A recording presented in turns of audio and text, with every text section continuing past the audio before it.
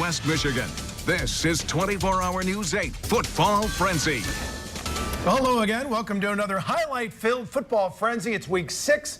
Conference races are taking shape. The first playoff berth will be secured. I'm Jack Doles, joined by the frenzy crew of Larry Figursky and Casey Jones. And tonight we have highlights from 17 games.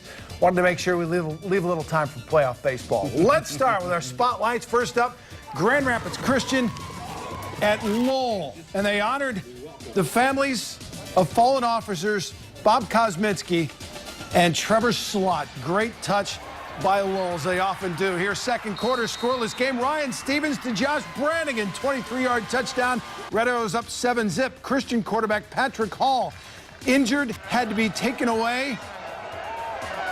Replaced by Lucas Thompson. First pass picked off by Gabe Steed, and he's going to take it to the house, and Lowell is going to take a 14-0 lead. But Christian regroups. Late first half, they're going to get on the board. Patrick Hall, no, this is Lucas Thompson, in for Patrick Hall, and he throws a beautiful strike to Alex Boss. What a catch, back shoulder there. It's 14-6 at the half. Third quarter, Christian going to cut into lead again. Thompson to Boss again, this time a 23-yard touchdown catch.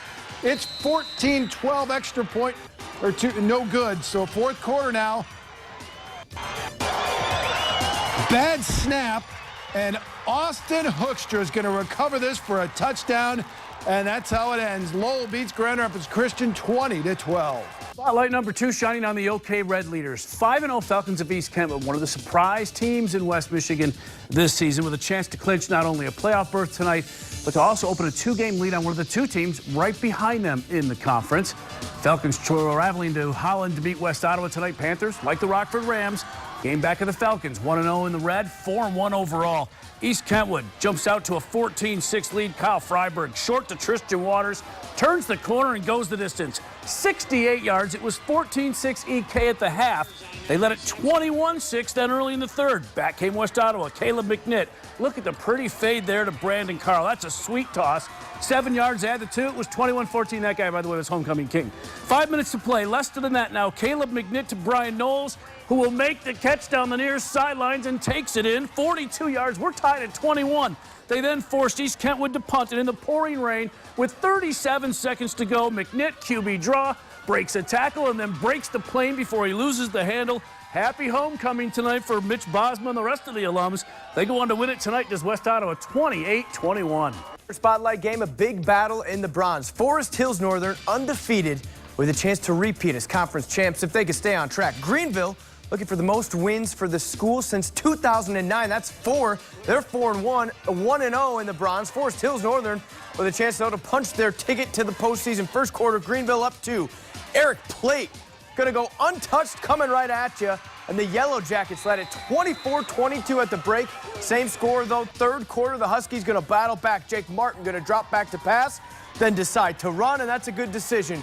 14 yards, he's gonna dive into the end zone. That put the Huskies on top, 30-24, but Greenville, they answer in the fourth. Kyle O'Connor, QB keeper, 4 yards, and tied the game at 36 with 3 minutes to play.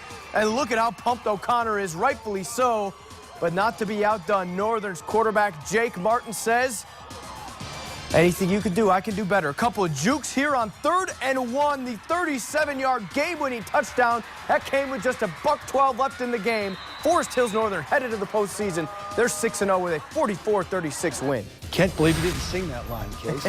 All right, also from the bronze, Cedar Springs took a 4-run record into Wyoming, where it was homecoming night. And here, Brandenburg finds Zach Mann in the end zone. 6-yard touchdown pass. Wyoming cuts the lead to 8-6, but Cedar's going to roll on after that.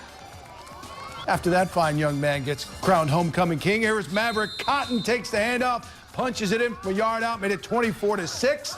Still second quarter. They're rolling the boat.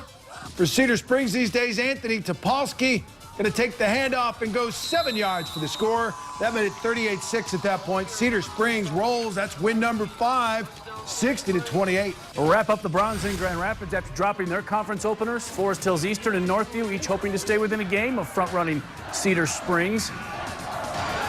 First quarter, this 15 yards, Dom Rill around the near side takes it in. Wildcats had a 13-7 lead. Defense would then buckle down. Tip ball there up in the air. Nate Morris is going to pick it off, and that would help set up this. Devin Houston later, 25 yards. Great cut up the middle there, and then gets the speed to bounce outside and in.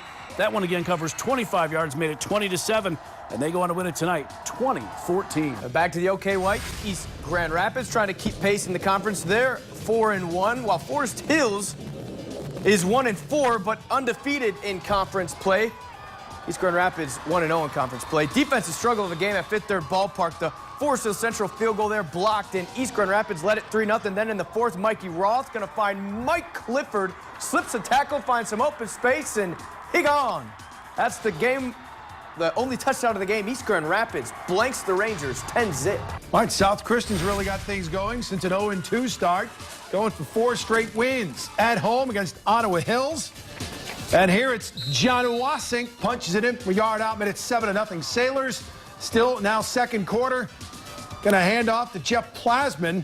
Not a whole lot of throwing in this game. Really windy out there. He goes 11 yards for the score. South Christian rolls 51-0. Back to the red now. Rockford hosting Granville. Rams hoping to bounce back from the thrashing they took at Caledonia last week and move into now a 3-way tie for first place. Led it 7-6 in the third. Rockford here. Landon Haney hands off Chris Bell.